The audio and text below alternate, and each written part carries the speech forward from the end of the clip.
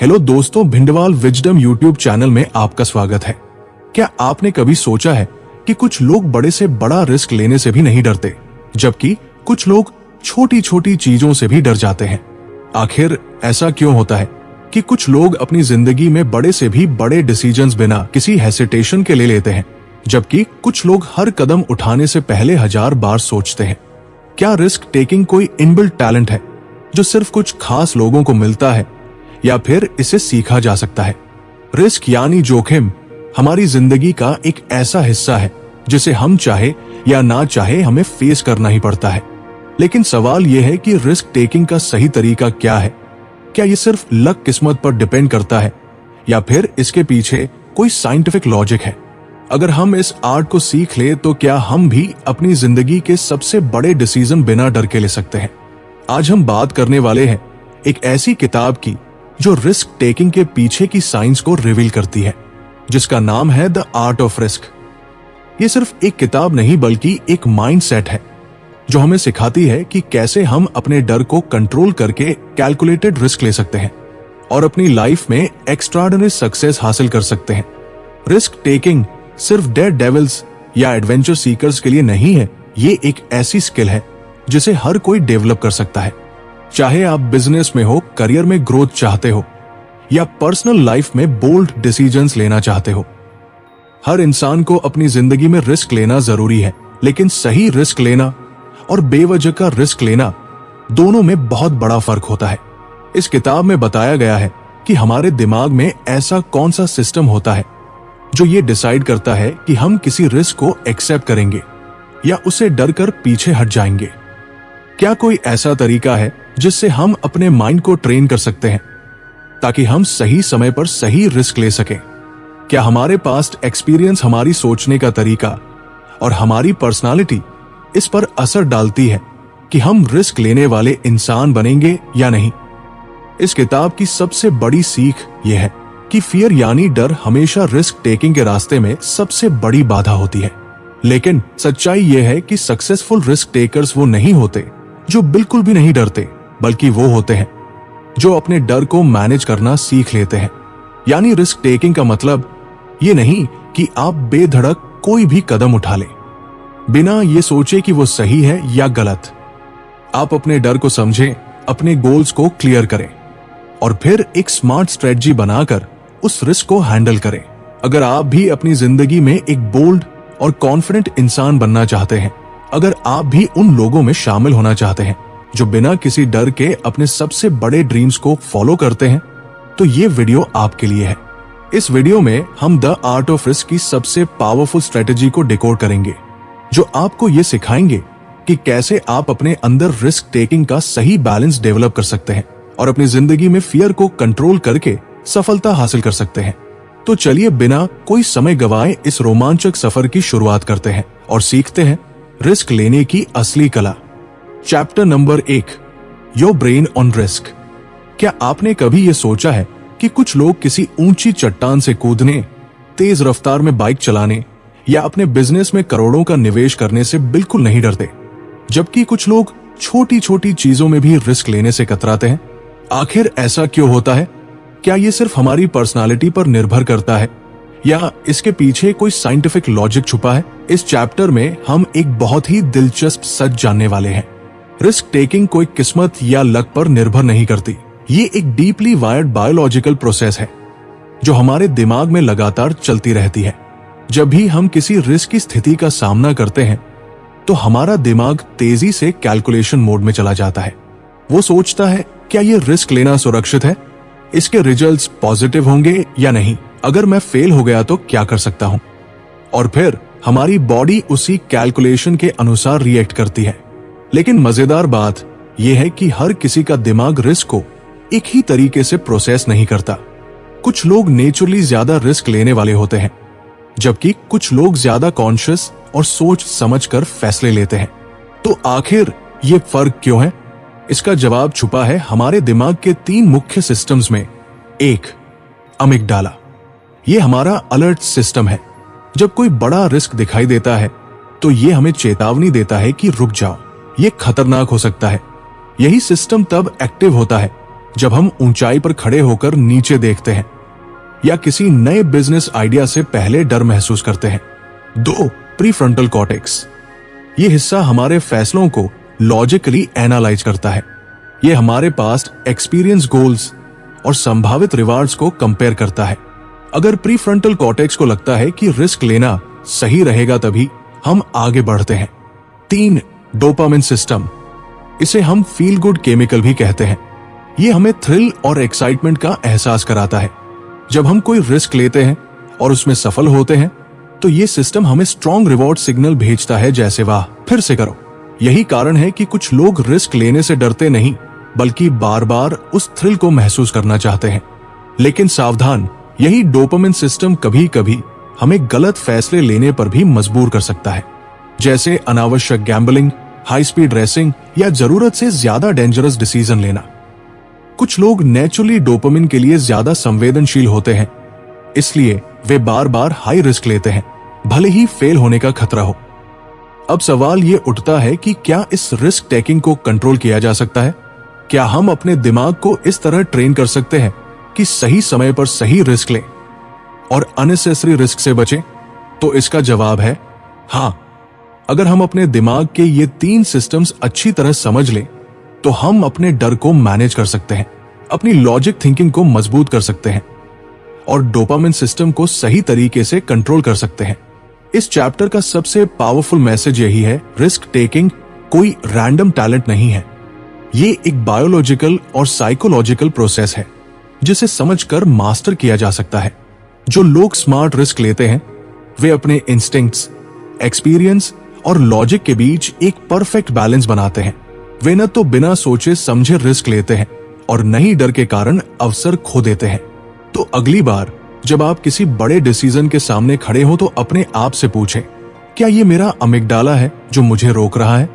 क्या मेरा prefrontal cortex इस रिस्क को सही तरीके से एनालाइज कर रहा है? क्या मेरा डोपामिन सिस्टम मुझे सही रिवॉर्ड की तरफ खींच रहा है? अगर आप इन तीनों को समझ लेते हैं, तो आप किसी भी रिस्क को स्मार्ट और कंट्रोल तरीके से हैंडल कर सकते हैं और अपनी जिंदगी में बड़े गोल्स अचीव कर सकते हैं। याद रखें, रिस्क एक आर्ट है और इसे मास्टर करना बिल्कुल संभव है। बस आपको अपने दिमाग को सही तरीके से समझना होगा। Chapter number 2, the myth of fearlessness. क्या आपने कभी ऐसे लोगों को देखा है जो बिना हिचकिचाहट के ऊंचाई से छलांग लगाते हैं, तेज रफ्तार में बाइक दौड़ाते हैं या नए बिजनेस आइडियाज पर करोड़ों रुपए लगा देते हैं? अक्सर हम सोचते हैं कि ये लोग फियरलेस यानी डरमुक्त है, लेकिन क्या सच में ऐसा होता है? क्या कुछ लोग जन्म से ही डर से मुक्त होते हैं, या ये सिर्फ एक मिथ है? इस चैप्टर में हम इस बड़े भ्रम को पूरी तरह से तोड़ने वाले हैं। सच्चाई यह है कि हर इंसान डरता है, चाहे वो कितना भी बहादुर क्यों ना हो। फर्क बस इतना है कि कुछ लोग अपने डर को सही तरीके से मैनेज करना सीख जाते हैं, जबकि कुछ लोग डर के आगे घुटने टेक देते हैं।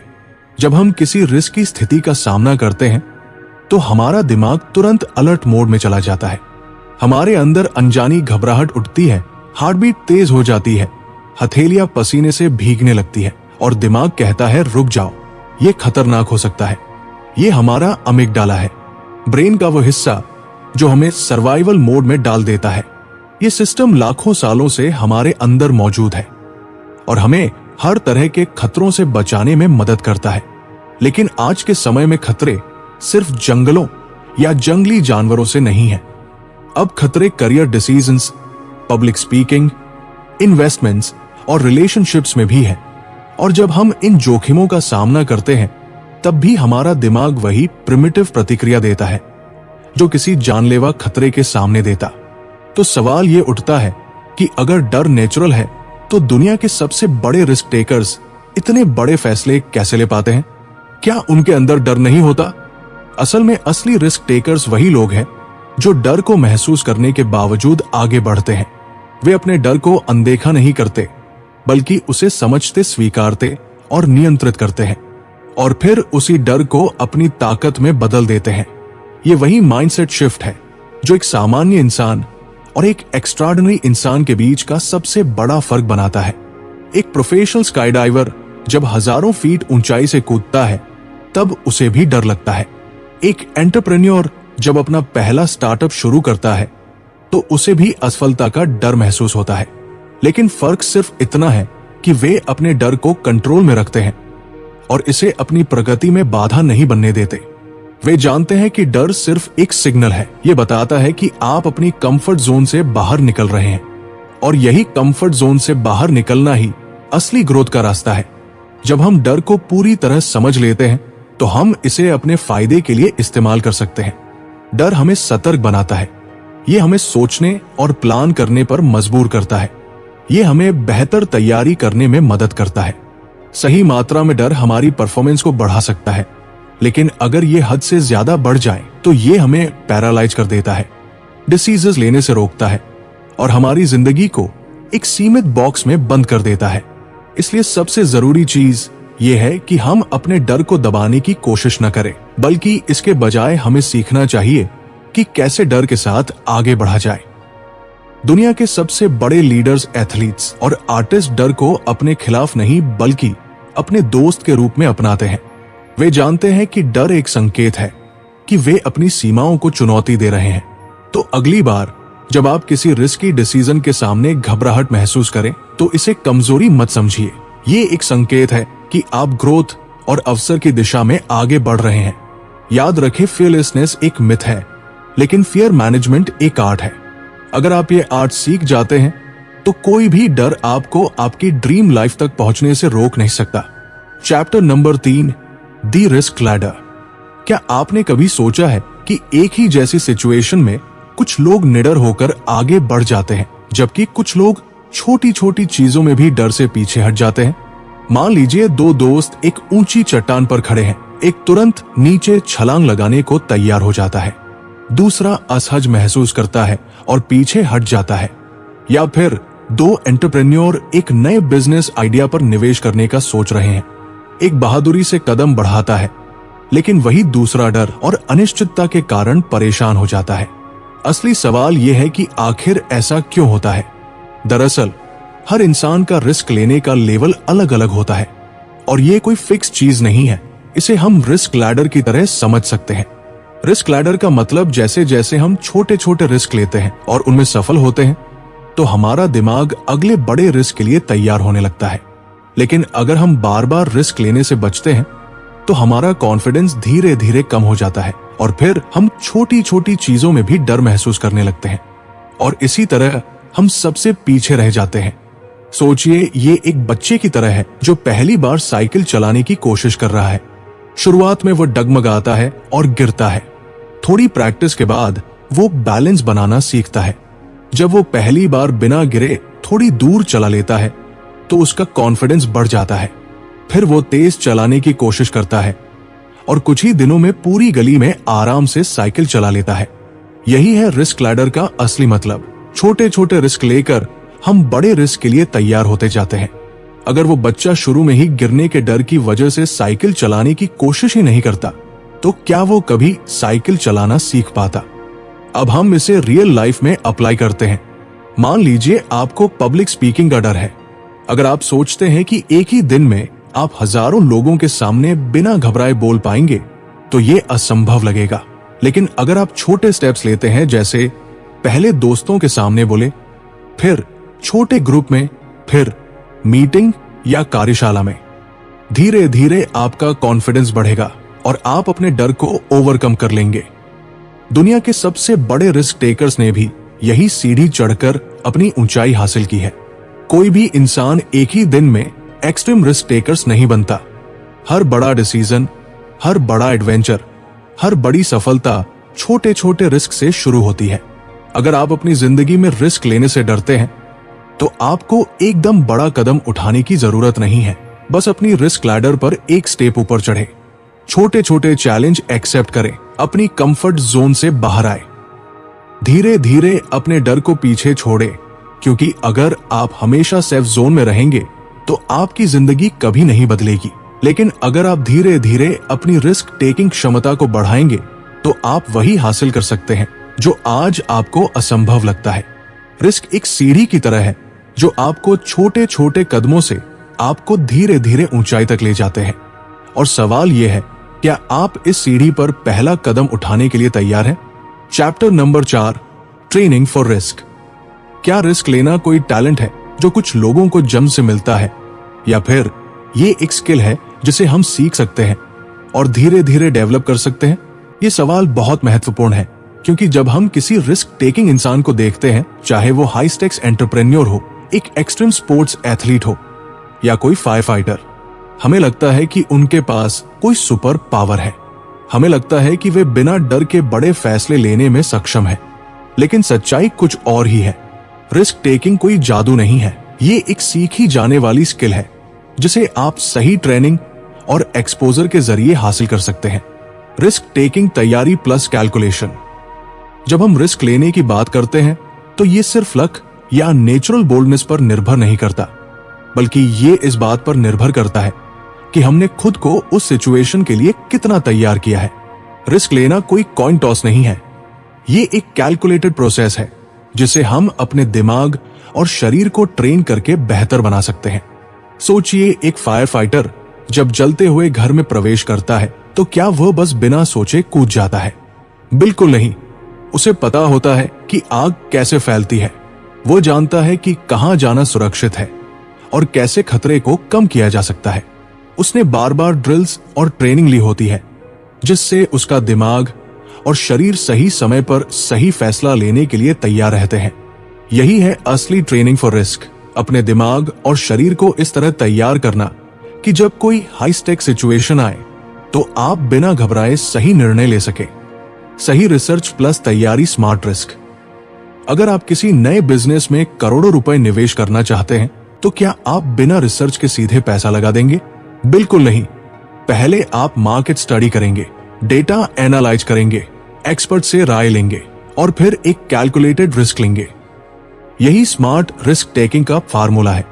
सही तैयारी, सही ज्ञान और सही एग्जीक्यूशन। एक्सपोजर, डर को सामान्य बनाना। रिस्क टेकिंग को सुधारने के लिए एक्सपोजर सबसे जरूरी है। यदि आप किसी चीज से डरते हैं तो आपको बार बार खुद को उस स्थिति में डालना होगा ताकि आपका दिमाग उसे सामान्य मानने लगे। जैसे नेवी सील सैनिक जब पहली बार पानी में लंबा समय सांस रोकते हैं तो घबराते हैं, लेकिन बार बार ट्रेनिंग करने के बाद उनका दिमाग उस स्थिति को सामान्य मानने लगता है, जिससे असली मिशन में वो बिना घबराए काम कर सकते हैं। यही कॉन्सेप्ट हर तरह के रिस्क टेकिंग पर लागू होता है। सिमुलेशन, असली रिस्क से पहले अभ्यास। रिस्क टेकिंग में सिमुलेशन भी बहुत जरूरी है। पायलट असली फ्लाइट उड़ाने से पहले फ्लाइट सिमुलेटर में अभ्यास करते हैं। डॉक्टर सर्जरी करने से पहले वर्चुअल रियलिटी ट्रेनिंग लेते हैं। एथलीट अपनी परफॉर्मेंस बार बार टेस्ट और प्रैक्टिस करते हैं। जब आपका दिमाग किसी सिचुएशन को कई बार अंतरिम रूप में एक्सपीरियंस कर चुका होता है तो असली रिस्क लेने का डर बहुत कम हो जाता है। स्मार्ट रिस्क टेकिंग कोई भी सीख सकता है। क्या कोई भी इंसान खुद को स्मार्ट रिस्क टेकिंग प्रोफेशनल बना सकता है? कैट सुकल का जवाब है हाँ, बिल्कुल। यदि आप खुद को सही ट्रेनिंग और एक्सपोजर देते हैं तो आप अपने कंफर्ट जोन से बाहर आ सकते हैं और बेहतर फैसले ले सकते हैं। हर बड़ा रिस्क टेकर पहले छोटे छोटे स्टेप्स के जरिए खुद को तैयार करता है। यही सबसे बड़ा सीक्रेट है। रिस्क टेकिंग कोई मैजिक पावर नहीं है, बल्कि ये एक सीखी जाने वाली स्किल है। सही ट्रेनिंग ले, सही माइंडसेट डेवलप करें, धीरे धीरे खुद को एक्सपोज करें, तो आप भी उन लोगों में शामिल हो सकते हैं जो बड़े से बड़ा रिस्क स्मार्ट तरीके से लेते हैं और अपनी जिंदगी में विशाल सफलता हासिल करते हैं। और सवाल यह है, क्या आप खुद को अगले रिस्क के लिए ट्रेन करने के लिए तैयार हैं? Chapter number 5, the power of intuition. क्या आपको कभी ऐसा महसूस हुआ है कि किसी बड़ा फैसला लेने से पहले आपके अंदर एक आवाज आई हो, जैसे ही सही है, यही करो? या कभी किसी सिचुएशन को देखकर आपको अचानक एहसास हुआ हो, ये सही नहीं है, मुझे इससे दूर रहना चाहिए? ये जो अंदर से आने वाली आवाज है, जिसे हम अक्सर सिक्स्थ सेंस या गट फीलिंग कहते हैं, इसे ही इंट्यूशन कहा जाता है।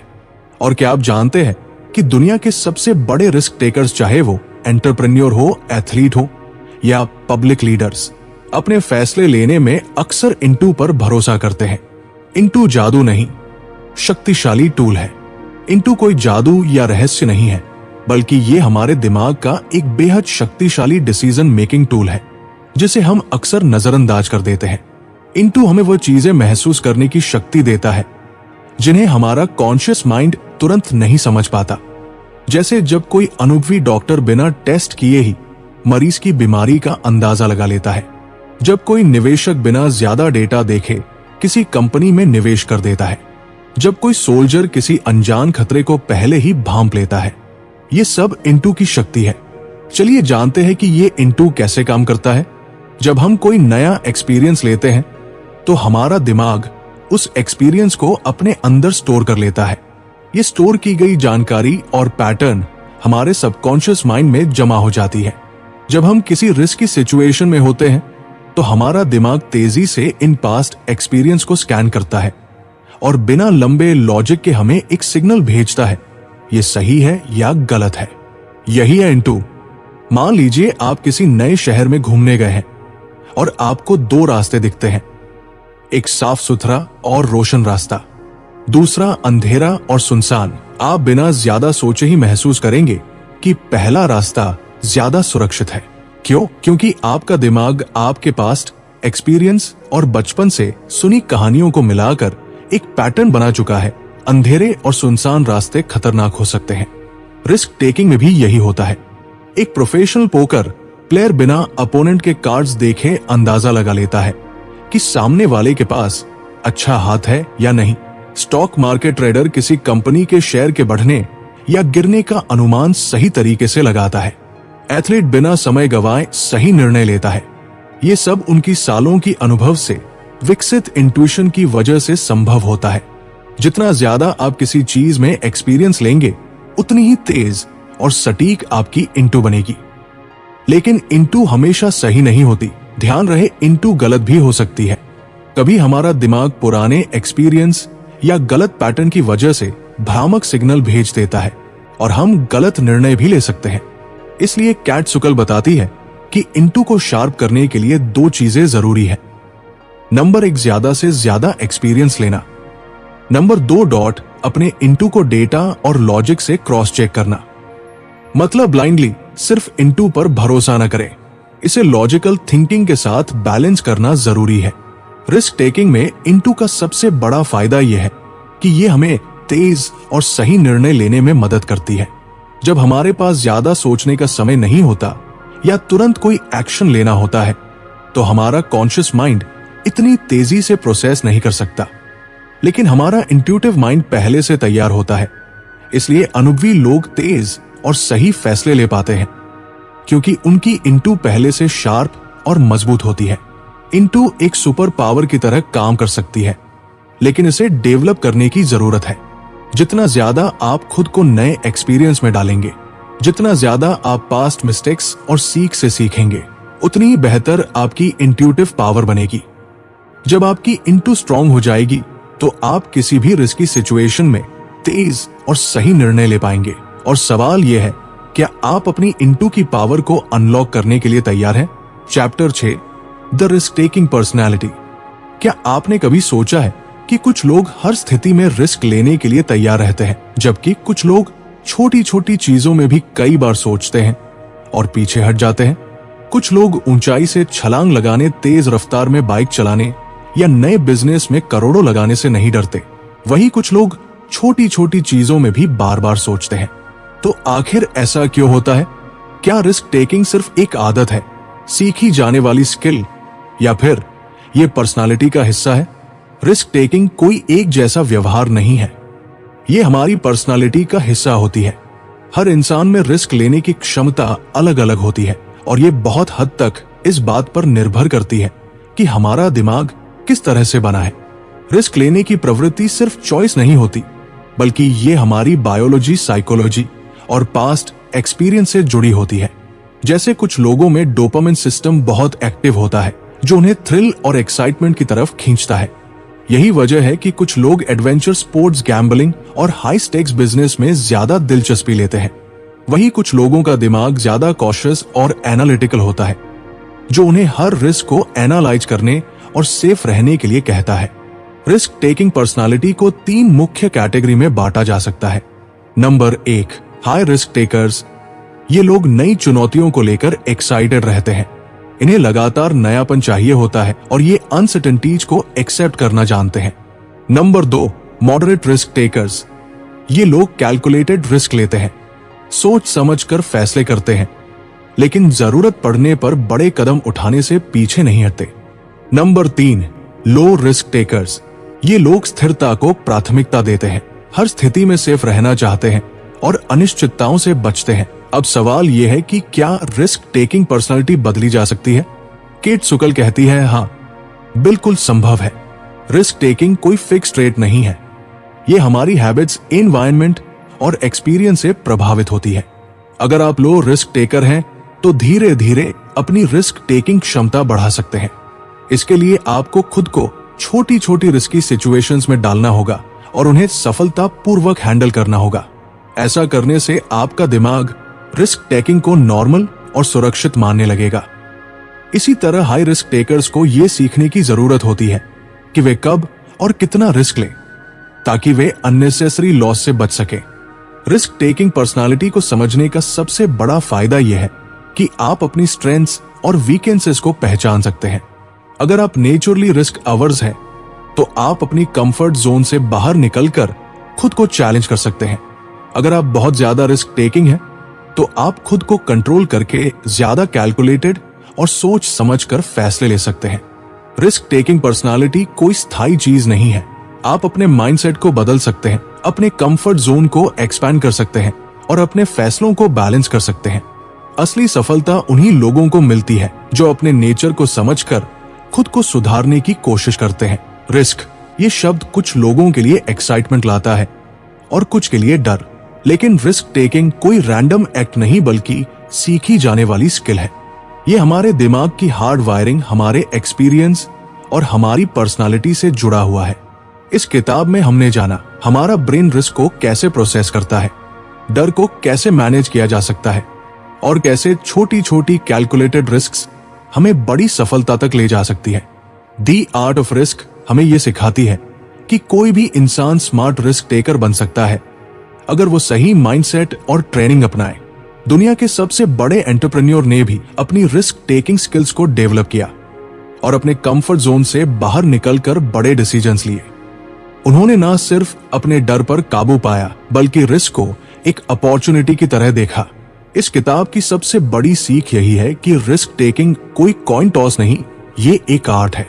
इसे जितना समझेंगे और प्रैक्टिस करेंगे उतना ज्यादा आप स्मार्ट और मीनिंगफुल डिसीजंस ले पाएंगे। चाहे आप अपने करियर में आगे बढ़ना चाहते हो, कोई नया बिजनेस शुरू करना चाहते हो या जिंदगी के किसी भी क्षेत्र में बड़ा कदम उठाना चाहते हो, रिस्क से भागने के बजाय उसे समझना और अपनाना जरूरी है। अगर आपको ये किताब पसंद आई और कुछ नया सीखने को मिला तो इसे अपनी जिंदगी में लागू करने की कोशिश जरूर करें।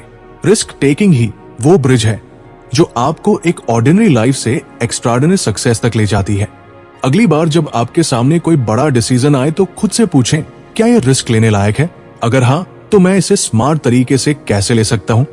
अगर आपको ये वीडियो पसंद आया हो तो लाइक और शेयर करना न भूलें और भिंडवाल विजडम चैनल को सब्सक्राइब करें और बेल आइकॉन दबाएं ताकि आपको ऐसी और भी पावरफुल बुक समरीज मिलती रहें। आप हमें कमेंट में बताइए कि ये किताब आपको कैसी लगी और कौन सी अगली किताब की समरी आप देखना चाहते हैं। मिलते ऐसी ही एक और बुक समरी के साथ, तब तक अपना ख्याल रखें। Keep learning, keep growing.